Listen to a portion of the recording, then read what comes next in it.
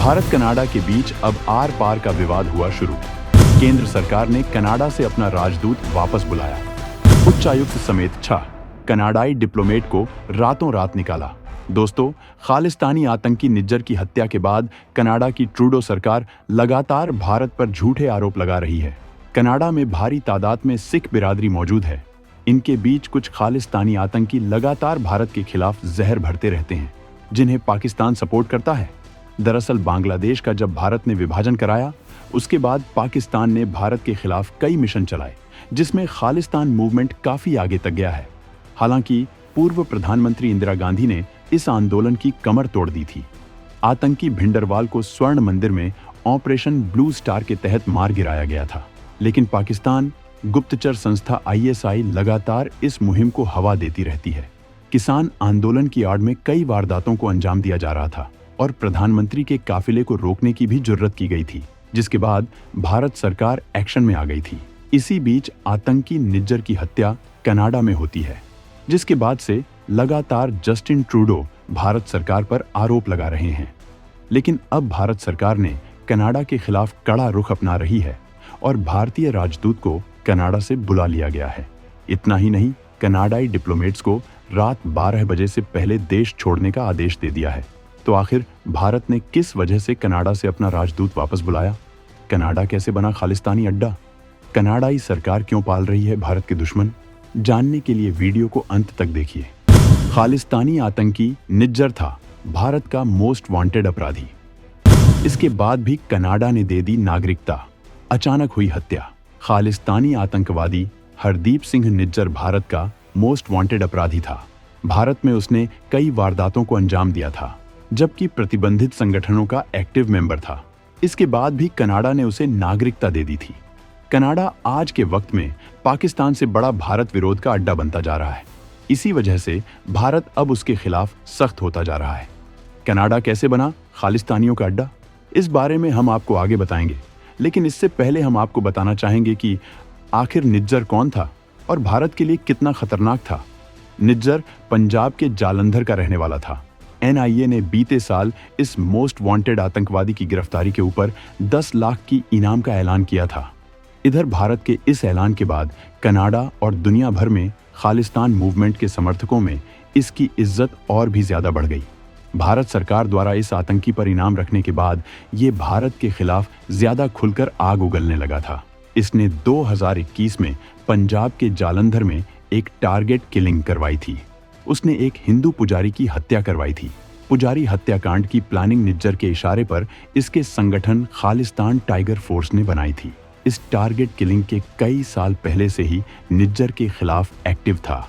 2018 में जब Justin Trudeau Bharat आए तो हिंदुस्तान ने उन्हें कनाडा में छिपे बैठे खालिस्तानी आतंकवादियों की एक ब्लैक लिस्ट सौंपी थी, जिसमें इस हरदीप सिंह निज्जर का नाम भी शामिल था। लेकिन कनाडा और उसके प्रधानमंत्री ने भारत के मोस्ट वांटेड पर कार्यवाही करने में कोई दिलचस्पी नहीं दिखाई। पटियाला में सत्यनारायण मंदिर के पास धमाके में ये आतंकवादी शामिल था। उसके बाद 2016 में लुधियाना में डाक पुलिस स्टेशन में उसने हिंसा भड़काई थी। भारत में प्रतिबंधित आतंकवादी संगठन बब्बर खालसा इंटरनेशनल के लिए भी निज्जर काम करता था। रॉ और NIA के मुताबिक हरदीप सिंह निज्जर पंजाब में टारगेट किलिंग को अंजाम देने में सहानुभूति रखने वालों के लिए बहुत मददगार था। उसने पंजाब में मौजूद टारगेट किलिंग के कट्टर समर्थकों का एक बड़ा गुट तैयार कर दिया था। इस गुट के लिए काले धन का इंतजाम भी यही हरदीप सिंह निज्जर किया करता था। ये धन मनी ट्रांसफर सर्विस स्कीम यानी MTSS और हवाला चैनल के माध्यम से विदेशों से भारत में भेजा जा रहा था। हरदीप सिंह निज्जर को सरकार ने सितंबर 2020 में आतंकवादी घोषित कर दिया था। उसके बाद NIA ने 2 साल बाद ही इसकी गिरफ्तारी पर 10 लाख इनाम का ऐलान कर दिया। इसके बाद खुफिया एजेंसी रॉ, इंटरपोल और NIA निज्जर की तलाश में जुट गईं। भारतीय खुफिया और जांच एजेंसियों के पास इस बात की सूचनाएं आ रही थीं कि कनाडा में छिपा बैठा हरदीप सिंह निज्जर खालिस्तान टेरर फोर्स के मॉड्यूल को खड़ा करने में दिन रात जुटा है। 2020 में इसे आतंकवादी घोषित किए जाते ही NIA ने इसकी कई संपत्तियों को कुर्क कर लिया था। निज्जर पंजाब में भारत विरोधी गतिविधियों के लिए हथियार और गोला बारूद का इंतजाम करता था। पाकिस्तान में ISI और वहां छिपे खालिस्तान समर्थकों से उसका सीधा संपर्क था। इसी बीच भारत के तमाम दुश्मन दुनिया भर में चुन चुनकर मारे जाने लगे और एक दिन निज्जर भी मारा गया। इसकी मौत के बाद से ट्रूडो भारत पर लगातार आरोप लगा रहे हैं, जिससे भारत कनाडा के रिश्ते बेहद खराब हो चुके हैं। भारतीय डिप्लोमेट स्टीवर्ट रॉस व्हीलर को संदिग्ध बताकर कनाडा ने की हद पार।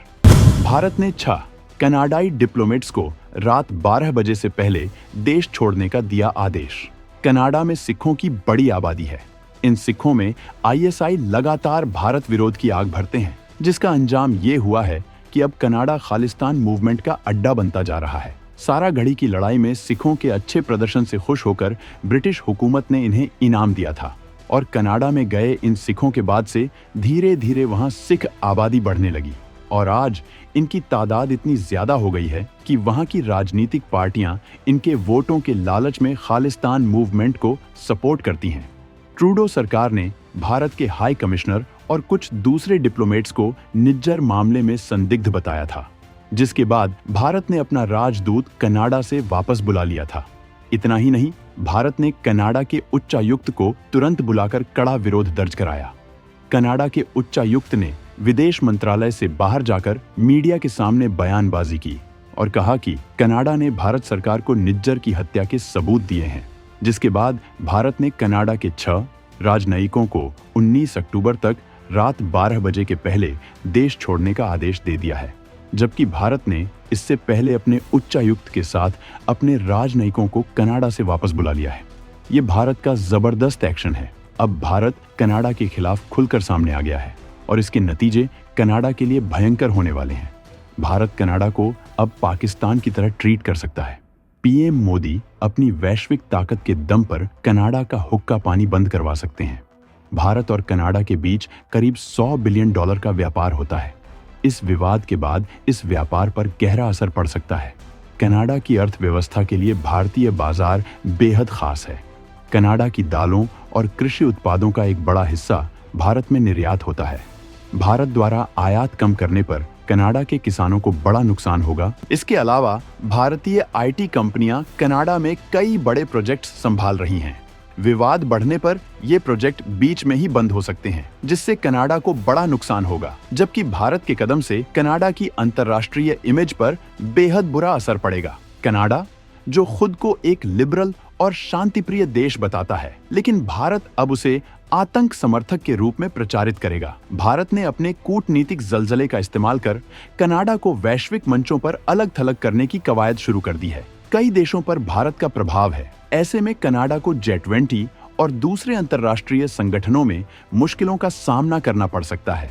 भारत को अपने करीब रखने की कोशिश में लगे अमेरिका, ब्रिटेन, फ्रांस और ऑस्ट्रेलिया भी कनाडा से दूरी बना सकते हैं। इससे कनाडा की हालत पाकिस्तान की तरह हो सकती है। भारत यूएन में भी खुलकर कनाडा को एक आतंक समर्थक देश के रूप में प्रचारित करेगा। कनाडा में लगभग 18 लाख भारतीय रहते हैं, जिनका वहां की इकोनॉमी में बड़ा योगदान है।